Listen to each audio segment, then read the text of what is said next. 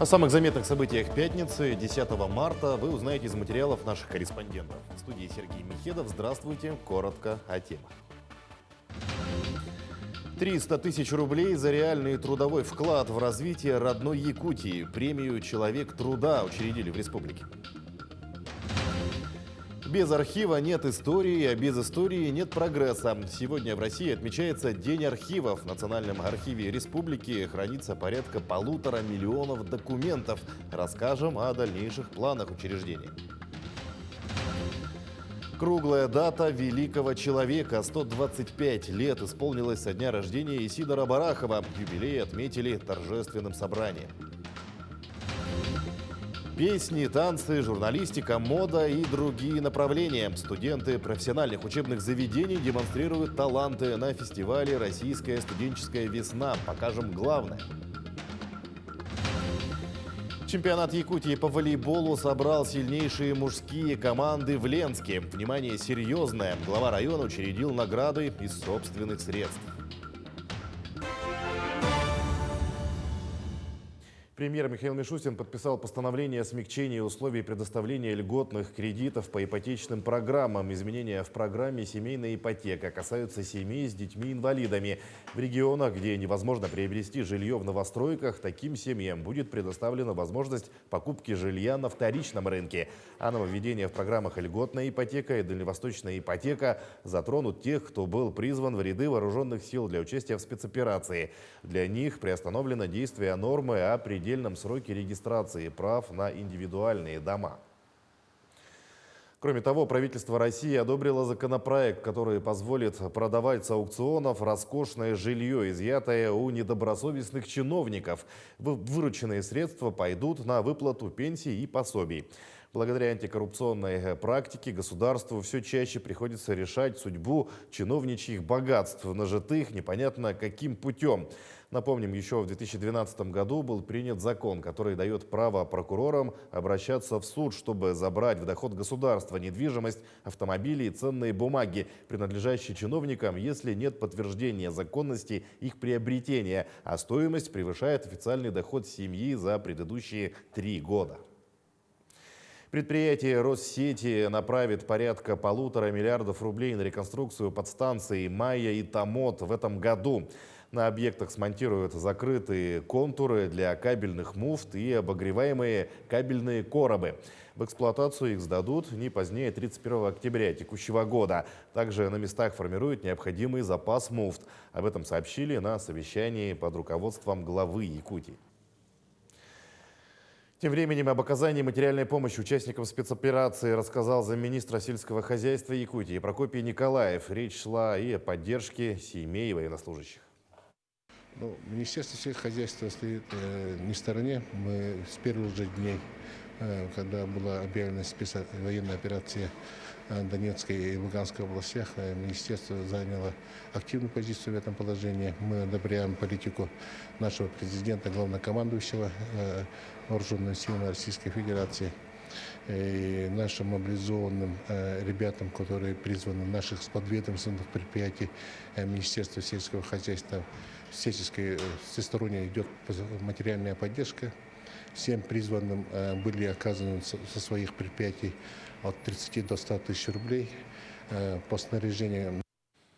Постоянное представительство Якутии на Дальнем Востоке поздравило с Международным женским днем. Старшее поколение, бабушки с самого начала специальной военной операции помогали, чем могли. Готовили еду, шили одежду, формировали гуманитарную помощь, ухаживали за ранеными. Несмотря на возраст, вся работа делается активно и на совесть. Это заслуживает уважения и является примером для всех нас. Вместе с поздравлениями выразили огромную благодарность.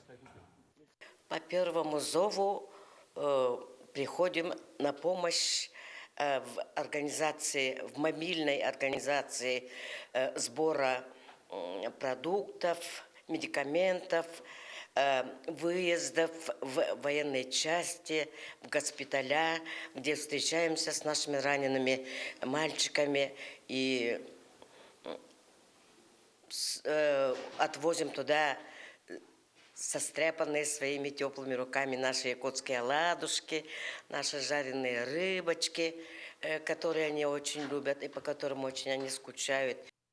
Премию «Человек труда» учредили в Якутии. Указ подписал глава республики Айсен Николаев. Согласно документу, премии в размере 300 тысяч рублей будут ежегодно вручаться 50 гражданам, внесшим значительный трудовой вклад в социально-экономическое развитие региона. Премия учреждена в целях формирования уважительного отношения к труду и вовлечения общественности в чествование лучших тружеников республики. Ну а новый грохот на обогатительной фабрике в Айхале сортирует по 100 тонн руды в час. Айхальский комбинат продолжает совершенствовать рабочие процессы. На фабрику номер 14 приобрели грохот, который заменит старый. Его срок эксплуатации закончился.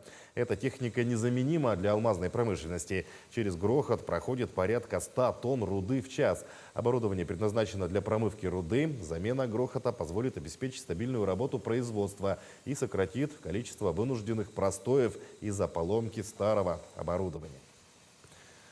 500 миллиарда рублей направят на снижение стоимости внутренних туров в России. Такое распоряжение подписал Михаил Мишустин.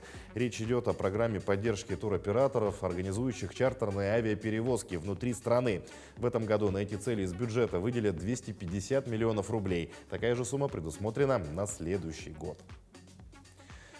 Якутия готовится к научно-практической конференции по вопросам изменения климата и таяния вечной мерзлоты. Мероприятие направлено на поиск совместных практических и научно обоснованных решений в части адаптации экономики к изменению климата.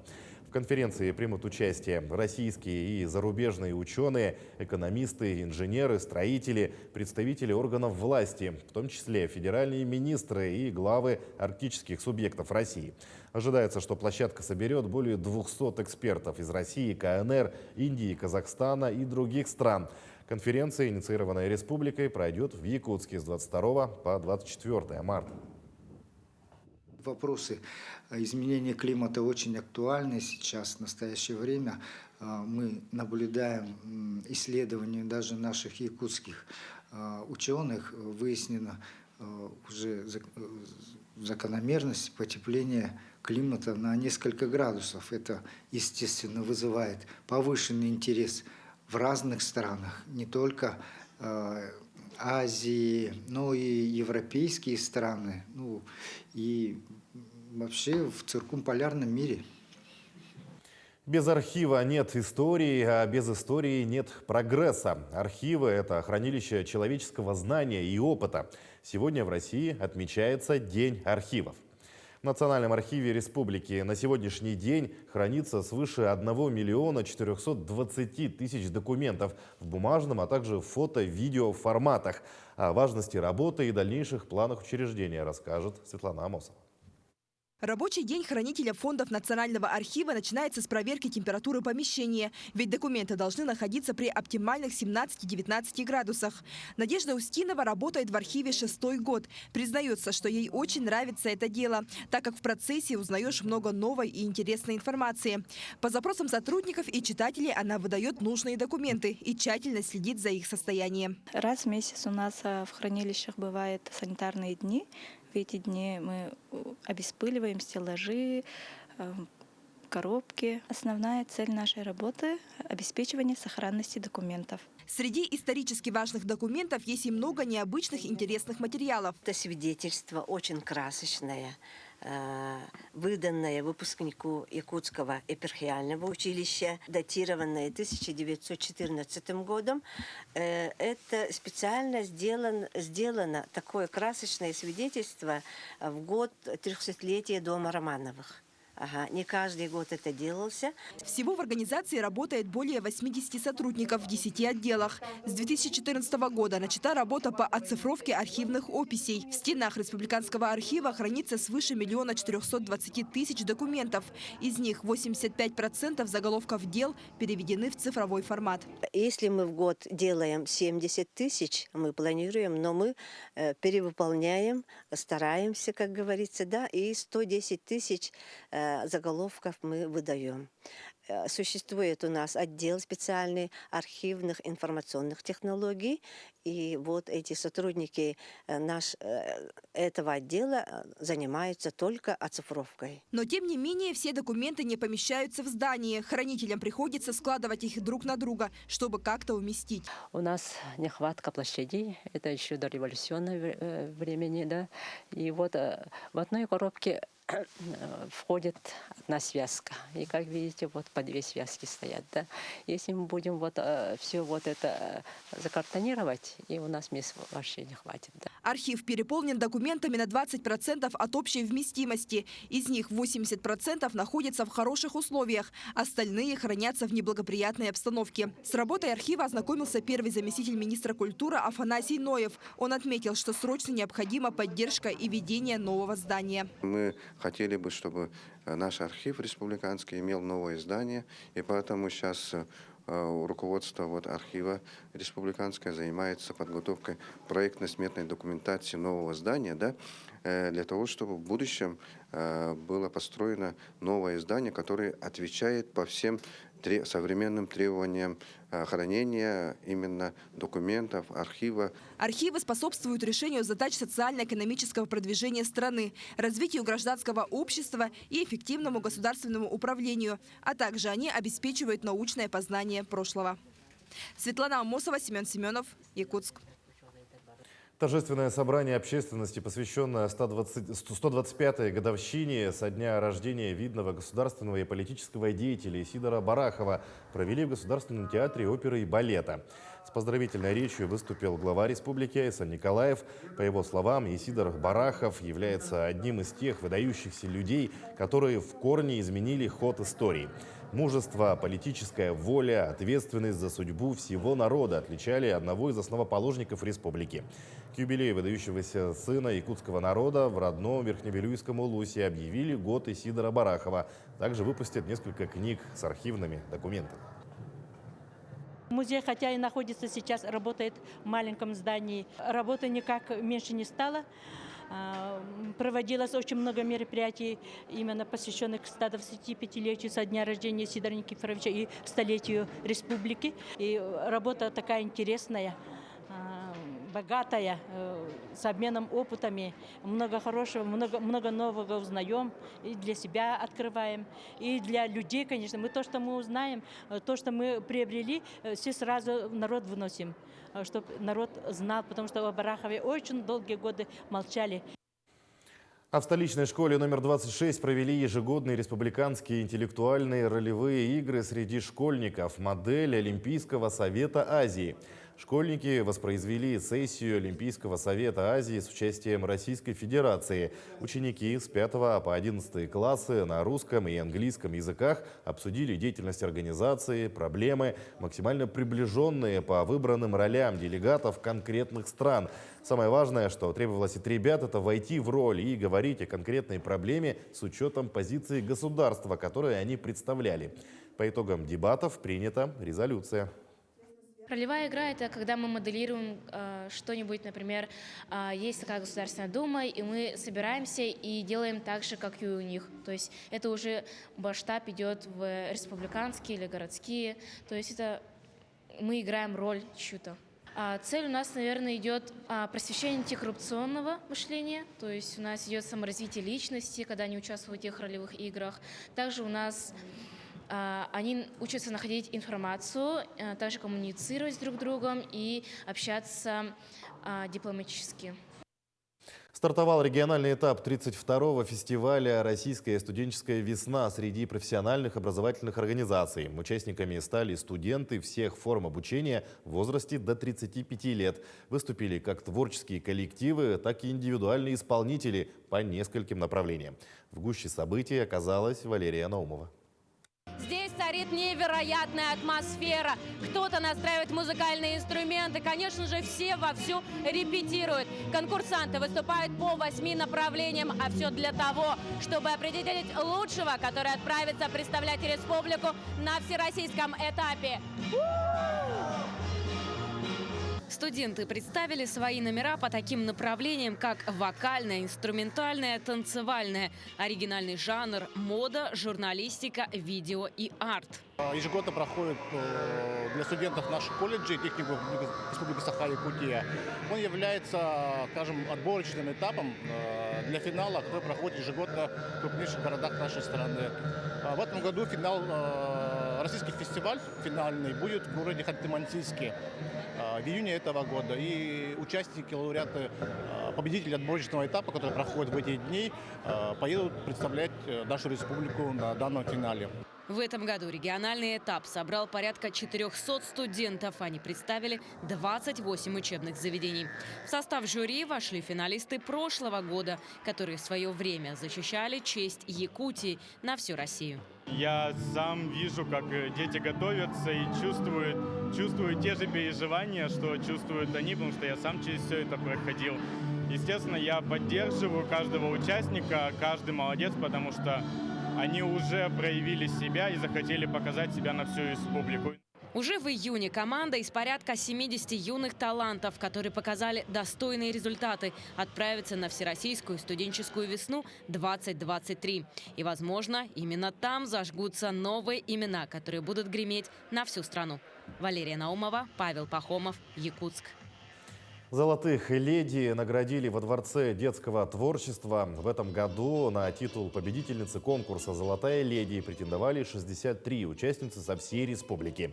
Основной критерий отбора – активная жизненная позиция в возрасте 60+. Самой старшей конкурсантке в этом году исполнился 81 год. Напомним, конкурс «Золотая леди» проводится в Якутске с 2019 года. Наши участницы должны быть жизнерадостные, позитивные, энергичные. У них должен быть широкий круг интересов, и они должны быть примером для подрастающего поколения. Это очень важно. Сегодня награждение, и только сегодня участницы узнают, кто что занял, кто что победил. Единственная, возможно, участница, которая точно знает, что у нее есть титул «Золотая леди симпатии интернета», это Зоя Дунаева, которая у нас набрала максимальное количество голосов. Теперь о спорте. Юные борцы из 12 стран и России приехали в Якутск, чтобы принять участие в международном турнире по вольной и женской борьбе памяти Романа Дмитриева. На ковер выйдут ведущие борцы из Азербайджана, Армении, Республики Беларусь, Греции, Индии, Ирана, Казахстана, Кыргызстана, Монголии, Узбекистана, Таджикистана, Молдовы, а также представители 27 регионов России, включая юниорскую сборную страны. На первых предварительных схватках работал Александр Хавренко. В режиме нон-стоп на 3 борцовских коврах Центра спортивной подготовки «Триумф» проходят схватки участников турнира памяти олимпийского чемпиона Романа Дмитриева. Более 240 спортсменов из 13 стран, включая сборную России, будут оспаривать звание сильнейшего борца в своих весовых категориях. Турнир Дмитриева считается одним из главных стартов для молодых борцов, и для многих именно с него начинается путь в большой спорт. Такие страны, как Иран, они привели первый состав. Хорошие страны. Армения привезла хороший состав, Белоруссия, и Греция. Ну, все привезли своих первых номеров, как бы своих сборных. Качество высокое, я же говорю, что я поэтому отмечаю, что участники сборной России идут без поражений, пока вот я наблюдаю. В этом году на турнире Дмитриева появилось новшество. Впервые в программу соревнований включена женская борьба. До этого девушки-юниоры не имели собственного международного турнира. Мне бы вообще хотелось, чтобы именно от этого турнира отбирались на Европу, как вот у нас Ярыгинский по взрослым. Почему бы сделать такой же статус и Дмитриевский, чтобы на начало года, можно так сказать, отбирались с этих соревнований на Европу, а Россию, там, как и у взрослых, параллели проводить на мир. Поэтому уровень хороший. Я думаю, этот турнир очень достойный, чтобы сформировалась сборная команда по юниорам, по юниоркам. Сборная России выставила на турнир сильнейший состав, в котором немалую долю занимают воспитанники Якутской школы борьбы. Организаторы понимают серьезность конкуренции на коврах, но какими бы сильными ни были соперники, сдаваться без достойной борьбы никто не собирается. Вот приехало 26 регионов, из них 20 членов сборной команды России, которые в прошлом году попали стали призерами, которые отобрались на первенство России. Из них они представляют здесь сборную команду России. Для них это подготовительный и основной старт, вот, можно сказать, это в возрасте. Выступает где-то 70 юниоров с Республики Саха. И еще рассчитываем на, что в призерах попали 10 спортсменов. Завтра в «Триумфе» продолжатся предварительные схватки, а ближе к вечеру начнутся полуфиналы. Финальные поединки состоятся в субботу и воскресенье. Александр Хавренко, Семен Семенов, Якутск. В Мирном пройдут сразу 2 открытых турнира по боксу в ближайшие дни. Сегодня в ДЮСШ начались бои на призы заслуженного тренера Радия Бугашеева, где принимает участие более 150 боксеров в разных весовых и возрастных категориях. Завтра стартует открытое первенство Мирнинского района по боксу среди мужчин. Мы все понимаем, что 2020 год был тяжелый не только для бокса, но и для спорта в мире в целом, связанными с ковидными ограничениями. И сейчас мы начинаем восстанавливать те былые традиции, выезды на всероссийские республиканские соревнования. Вывозим спортсменов для проведения учебно-тренировочных сборов по всей территории нашей страны. Также наши спортсмены сейчас принимали участие в чемпионате России по боксу, были победителями, чемпионами дальневосточных и сибирских федеральных округов. Поэтому сейчас мы, можно так сказать, набираем обороты, будем только прогрессировать. Это, надеюсь, только начало. Третий день в Ленске мужчины соревнуются в волейболе на чемпионате Якутии. Участие принимают 8 сильнейших команд республики. Чемпионат такого высокого уровня стал настоящим праздником для ленчан.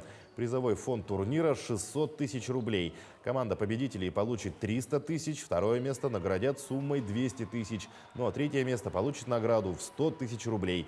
Такие весомые награды учреждены впервые. Инициатором стал глава района, который выделил эту сумму из собственных средств. Все 3 дня идет напряженная борьба за звание сильнейших, но чемпиона определят только 12 марта. Проходит 3-й день уже соревнований. Ленский район, первую игру победил команду АМГИ. Вчера мы уступили намцам. И сейчас, на данный момент, мы играем с командой Усть-Алдана. Пока мы ведем по партиям 1-0. Дай бог мы выиграем сейчас этот матч, то мы выходим из группы, со 2-го места из группы выходим и выходим на город Якутск. Игра с волейболистами из Якутска пройдет уже завтра. Ленские спортсмены готовы побороться за звание лучших, а болельщики уверены в их победе. Также в Якутии пройдет 20-й фестиваль национальных видов спорта «Игры предков». Соревнования проводят в 2 этапа. Первый, муниципальный этап, завершился накануне в районах республики. Во втором региональном этапе участники будут выступать по нескольким видам. Соревнования носят индивидуальный характер. Абсолютный чемпион определяется по наименьшей сумме набранных очков, полученных в соответствии с занятыми местами. В прошлом году всего в «Играх предков» приняли участие 165 учащихся 8-10 классов из 9 районов. Между тем наступает короткий, но такой долгожданный горнолыжный сезон. Стало известно, что дополнительные автобусные рейсы будут курсировать из Якутска до горнолыжной базы «Тихтюр». Рейсы автовокзал Якутск, лыжная база «Тихтюр», зоопарк Орту-Дайду будут выполнять в выходные дни, начиная с завтрашнего дня. Рейс станет дополнительным к регулярному маршруту номер 201 Якутск, Покровск, Максагалох. Стоимость проезда от автовокзала до лыжной базы «Тихтюр» составит 106 рублей. В завершение о погоде. Синоптики прогнозируют завтра снегопад с сильным ветром в Алданском и Нерюнгринском районах. Порывы ветра ночью достигнут 9-14 метров в секунду. Ожидается поземок утром и днем. Местами ветер достигнет 21 метра в секунду. В центральных районах прогнозируют умеренный, на юге местами сильный снег, на северо-востоке преимущественно без осадков. Ветер умеренный. На юге ожидается порывистый ветер, также до 21 метра в секунду и метели. Таким наши корреспонденты увидели уходящий день. Всего доброго и удачных вам выходных.